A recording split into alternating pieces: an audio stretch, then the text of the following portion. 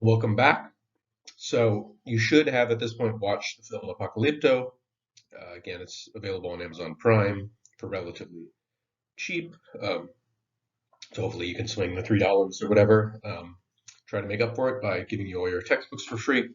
Um, and so I just wanted to discuss. This will be a relatively short lecture, but I wanted to discuss um, some of the historical things of historical interest from the film, and discuss some of the uh, news articles that I posted about the film and some of the controversy about the film.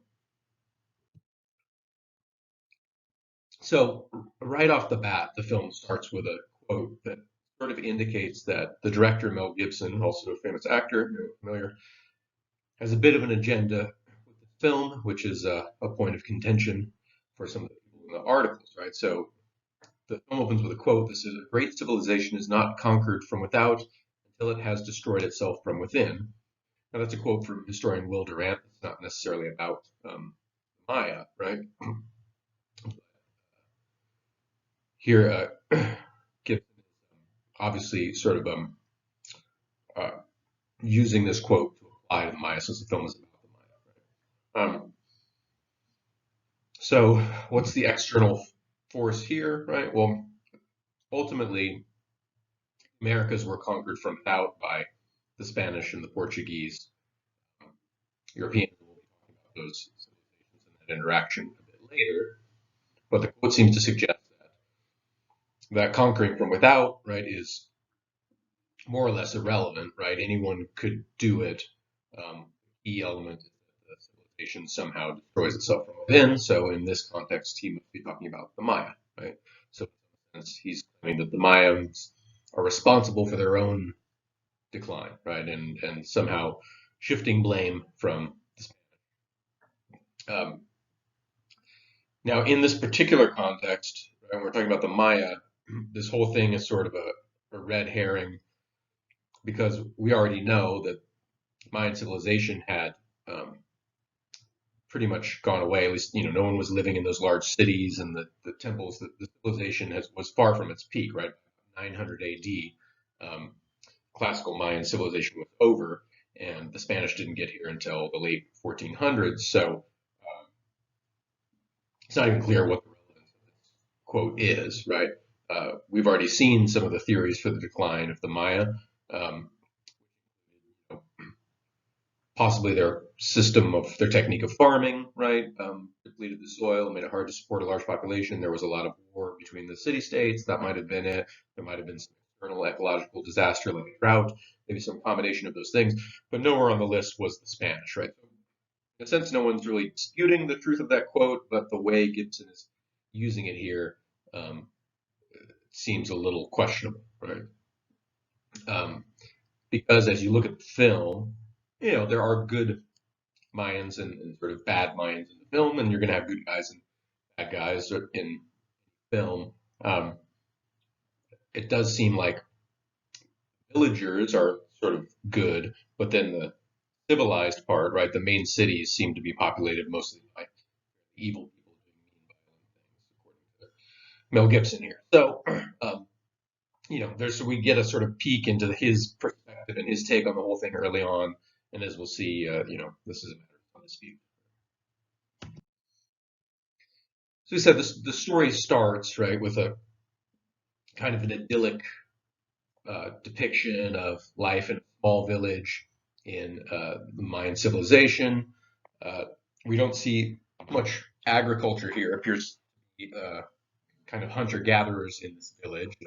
They are depicted hunting wild boar, um, which was a thing that happened. And part of the interest of this movie and why it's worth assigning is the aesthetics are.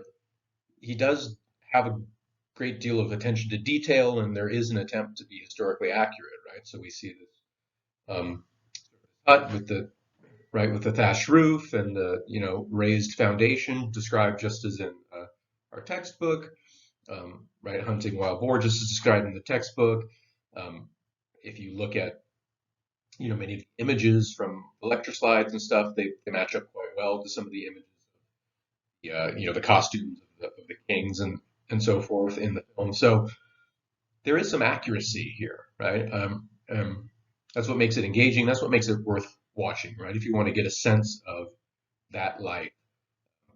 But again, the large picture message is upsetting to some people. Um, okay, so it's a very small village right now. You may recall in our lectures there was a roughly four-level hierarchy from the, like Tikal, some of the largest capitals, down to these little tiny villages. So here we've got sort of a bottom rung of little hunter-gatherers. There would have been in-between size towns and cities that probably did engage in some agriculture. Those are not really depicted in this film. So we have here a clash between the top level of the hierarchy and the bottom when this little village is attacked by warriors from the large city state, right, the nearby city state. Um, Although not super nearby, there is a long trek to get there from the village. And all the adults are taken as prisoners, and you see the children left behind, right? And it's very sad, very violent, and very sort of ugly scene. Um, Now, from what we actually know about Mayan history, these villagers would not have been particularly high status targets of the military of the nearby city state. Again, the military of the nearby city state would be looking to capture, important nobility from neighboring city states. So just scooping up some relatively defenseless villagers would not have been an important goal, right, for these warriors. I think the implication here is that, the Mayan city state is in decline, and they need sort of round the clock sacrifice to try and sort of like, uh, you know, plead with the gods around, right? So, and none of that is particularly. So then there's a long trek to the city, right? We do see some evidence of the slash and burn agriculture. We see them passing through some burned out fields, which likely could have been historical. Um, there's some reference to a disease, right? And again, this seems to be an anachronism. Um, we saw in our text that there wasn't really much evidence that the Mayan decline was caused by a disease. They seem to be relatively healthy. Now, disease did play an important part, right? When there was finally contact between the Europeans and the Native Americans, uh, smallpox and other diseases did ravage those communities to a much larger degree in warfare. But again, this appears to be set before the first contact with Europeans, so it's not clear what Gibson's getting at with the disease. Maybe it spread from other areas that had contact with Europeans. That's possible. Certainly, I don't know. We don't have a clear what's going on here. At any rate, again, this is another thing that the film gets wrong.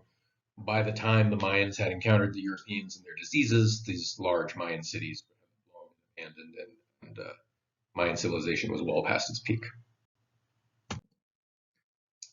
Okay, so they finally get to the city, and we see some sort of like, striking scenes. There's pits for mining limestone, all these people covered in white dust. Limestone was used for building the city, so presumably there were quarries for limestone. Um, Sickly looking crops and things. I mean, I think the general implication is that the civilization is supposed to be declining at this point, and people are in the city, they're sort of desperate, and looking to the gods for an answer, right? So the captives, after they pass through a slave market of types, and then they are brought to the temple, right?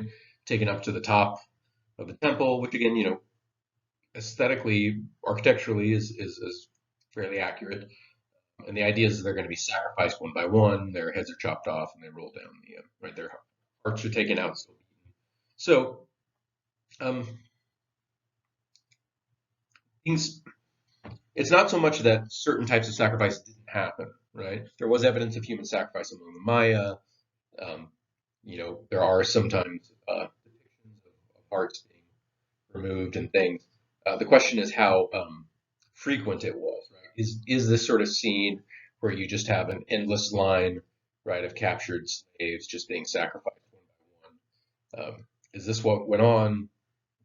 Most scholars say probably not, right? Sacrifice was a bit more prevalent among the Aztecs, right, which were a later civilization. Um, but anyway, in the story Gibson's telling, it seems to be that the civilization is in decline. They're appealing to the gods to help, and so they're just doing clock to try to get the gods on their side. So in the scene in the movie, right, there happens to be, just as our hero, the protagonist, is about to be sacrificed, there's an eclipse, and this is meant taken as a sign from the gods, and so the sacrifice is stopped, and instead he's taken to what looks like to be the ball court. It would have been nice to see a depiction of the Mayan ball game with the rubber ball where you hit it with your elbows through the hoop. Um, Unfortunately, they don't try to depict that, and instead they sort of just let him go run and start shooting at him, and so he escapes. And then the bulk of the movie after that is sort of a long chase, which is fun and compelling. Um, they're historical. I mean, we see some interesting some Mayan weaponry and things like that. So there are little clues and things of interest historically, but it's largely a chase movie from that point. So on to the controversy around the movie. So first of all, the movie is very violent, right? And this is Hollywood. Violent movies are part of what gets people in the seats. Um, it's sort of just in part just meant to sell tickets, but it also does seem to have a message. Um, Now, it's some particular, some of the authors that we read, right, in these news articles, seem to think that Gibson is saying, weren't these Mayans all so terrible, and isn't it so great that the Spanish came and saved them? I don't know that the message is that simple and that sort of dumb, right? It seems to be a sort of a glorification of the simple village life, right? It's set against the corruption of right? The civilization, the more civilized areas. Um, Certainly, there's Mayan good guys here. We have a protagonist that we're meant to sympathize with. So I don't think Gibson is saying all the Maya are bad, but he does seem to be saying that there was some sort of violence inherent in the more civilized aspects of that society that is bad, right?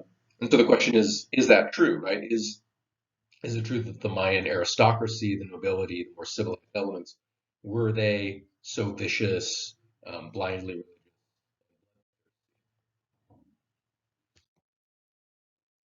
And of course, the answer is probably not. Right? The historians seem to agree that they weren't entirely peaceful, but that it's not at all clear that they were as anywhere near as violent as is depicted in the film. So, despite its inaccuracies and its degree of arguable bigotry, um, I asked you to watch the film because it does attempt to absorb you into an ancient world. They really did their best to depict accurately, many aspects of Mayan culture, and there's precious few films that let us do that, to try to sort of inhabit the world of the Maya. Um, the language is a Mayan dialect, right? Clothing, the architecture is all based on, evidence, and it should look familiar to you if you've been looking at the slides and the photos and the texts and stuff that we've been reading. The weaponry as well, right? The spears, the little poison darts, and so on. Reasonably accurate, though, blades and so on. So I signed the film because, if you squint a little bit, and ignore some, sometimes glaring inaccuracies, you can kind of get a sense of life in the Mayan Empire, and uh, it's worth a look.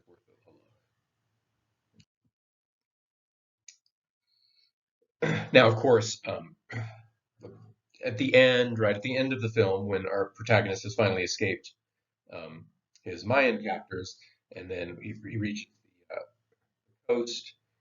He's Spanish. We can presume are missionaries um, arriving on the coast, right? Um, and this is anachronistic, right? At this point, when the Spanish actually encountered the Maya, they were no longer living in those cities. There were no longer the sacrifices and Um, it's like 100 years, several hundred years off, right? Um, and again, the idea is not that the violence, violence never happened in Mayan culture. Violence happens in all cultures. So a bit more. The complaint that the historians and some of the folks we're reading have is that sort of the relative proportions of violence to other really positive and interesting things about the Maya is sort of not very balanced. Right? We've seen that the Maya, they were great at art, right? They're expert astronomers, right? Mathematicians. Just none of that is really mentioned, right? I mean, I guess the eclipse is sort of an allusion to the importance of astronomy to them, but it doesn't really get into, all the detailed observations they must have been doing in the charts and all that stuff. So it's a little bit of a lopsided view, right, of the civilization. And then there's also just sort of the context of like, putting out this film when there are still my descendants of Mayan people living, right, in Guatemala and elsewhere, and they're often these days the victims of horrible violence, right? So often the native peoples, I mean, in any country, unfortunately, um, will people will try to move them off their traditional land and at under violence and so on. And this has certainly happened to Mayan people. So, when you have a film about a people that are right being persecuted, that displays them as violent and that their civilization was deserved, right, collapse. It's a sort of punching down, that's already people that's already in distress. It seems sort of unfair and unjustified, and I think that's what people are upset about. Right? Do we really need to somehow make it seem like the Spanish conquest right? Because the Mayans were so violent and nasty. Um, it just seems like uh, uh, an unnecessary, right, amount of sort of blaspheming people that are, already struggling, right?